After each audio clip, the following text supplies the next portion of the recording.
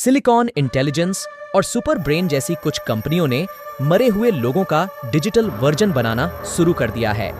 इन्हें digital ghost, grief bot या dead bot नाम दिया जा रहा है। डिजिटल भूतों का ये काम अभी शुरू ही हुआ है कि लोग अभी से इनसे डरने लगे हैं। लोगों को क्या डर है, इस पर आगे चर्चा करते हैं। पहले समझते हैं ये डिजिटल भूत हैं क्या और उनको कैसे बनाया जा रहा है। बताया जा रहा है कि सिलिकॉन इंटेलिजेंस और सुपर ब्रेन जैसी कुछ कंपनियों ने मरे हुए लोगों का डिजिटल वर्जन बनाना शुरू कर दिया है। इन्हें डिजिटल घोस्ट, ग्रीफ बॉट या डेड बॉट नाम दिया जा रहा है। इनमें लोग अपने जानने वाले करीबी लोगों की यादों को संजोने का काम करवा रहे हैं, जिसमें एक डिजिटल बॉट उसी शख्स की तरह बोलता और दिखता है जैसे वो जब मौजूद थे।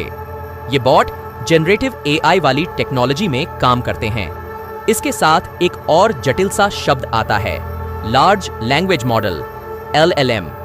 ये दोनों क्या बला हैं और इनसे लोगों को अमर कैसे किया जा रहा है, बताते हैं। लार्ज लैंग्वेज मॉडल क्या चीज है?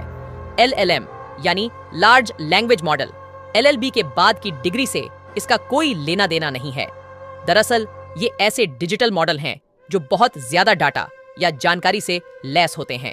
इनको ये जानकारी इंटरनेट वगैरह से दी जाती है। कहें तो इन्हें इस डाटा के आधार पर ट्रेन किया जाता है ताकि ये इंसानी भाषा जैसी नकल कर पाएं। दिक्कत है मॉडल को इसी हिसाब से ट्रेन करने की, जैसे किसी बच्चे के सामने तमाम जानकारी होती है लेकिन उसे सीखने की कला उसे सिखाई जाती है। ऐसे ही इन मॉडल्स को अलग अलग लेवल पर इंसानी भाषा, नेचुरल लैंग्वेज अंडरस्टैंडिंग NLU की समझ बनाना सिखाया जाता है कि इस शब्द के बाद ये शब्द, ये वाक्य ऐसे लिखा जाता है, इस संदर्भ में होता है। साथ ही इंसानी भाषा को समझकर नेचुरल लैंग्वेज प्रोसेसिंग NLP, उसका ठीक ठीक अर्थ समझने के लिए भी इन्हें ट्रेन किया जाता है। यानी जानकारी तो इन मॉडल्स के पास इंटरनेट वगैरह से आती है, लेकिन इसका इस्तेमाल कैसे करना है वो इन्हें अलग से सिखाया जाता है। इनमें इन बातों का ख्याल भी रखा जाता है कि AI इंटरनेट में मौजूद गलत और खतरनाक जानकारी किसी को न बताए, जिससे किसी को नुकसान पहुंच सके। एक्सपर्ट्स को लग रहा है डिजिटल भूतों से डर। तो जैसा हमने बताया, LLM, जिस पर ChatGPT जैसे जनरेटिव AI काम करते हैं, डाटा के आधार पर काम करता है। इन डिजिटल घोस्ट के मामले में ये डाटा इन्हें दिया जाता है। शख्स की फोटो, ऑडियो रिकॉर्डिंग, वीडियो या फिर उस इंसान ने जो कुछ भी लिखा हो, उससे इस जानकारी के आधार पर AI की मदद से उस इंसान का डिजिटल वर्जन तैयार किया जाता है, जो वैसी ही बातें कर सकता है जैसा जिंदा होने पर वो शख्स किया करते थे। लेकिन एक्सपर्ट्स को इससे डर है। साइंस न्यूज के मुताबिक इसकी रिसर्च से जुड़े नोवाज़क बोसिनस्का ने बताया कि मेरे छोटे ही शैक्षणिक करियर में मैंने डिजिटली अमर करने की टेक्नोलॉजी में बड़े बदलाव होते देखे हैं। जहां एक तरफ ये फील्ड कभी छोटी सी थी, वहीं आज ये इंडस्ट्री इतनी हो गई है कि इसके लिए नया शब्द भी दिया गया है, डिजिटल आफ्टर लाइफ इंडस्ट्री।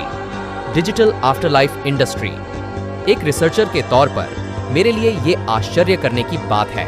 वहीं एक इंसान के तौर पर यह डराने और चिंता की बात है। वो आगे कहते हैं कि आज की टेक्नोलॉजी के आधार पर भविष्य के बारे में बता पाना बड़ा मुश्किल है, लेकिन वो कुछ काल्पनिक परिदृश्यों के जरिए इन बॉट्स की समस्या के बारे में बताते हैं। जैसे कोई बीमार माँ मरने से पहले अपने बच्चे के लिए अपना ऐसा एक डिजिटल बॉट छोड़कर चली जाए, तो क्या यह सही होगा? इसमें दिक्कत ये है कि अभी की रिसर्च से हमें ये नहीं मालूम कि इस सब से किसी बच्चे के दिमाग पर क्या असर पड़ेगा। दुनिया छोड़कर चले गए किसी शख्स की यादों को कम करने के लिए इसका इस्तेमाल करना तो ठीक, लेकिन किसी AI का किसी बच्चे को बड़ा करना कितना सही होगा? ऐसे तमाम सवाल इस टेक्नोलॉजी के साथ जुड़े ही हैं।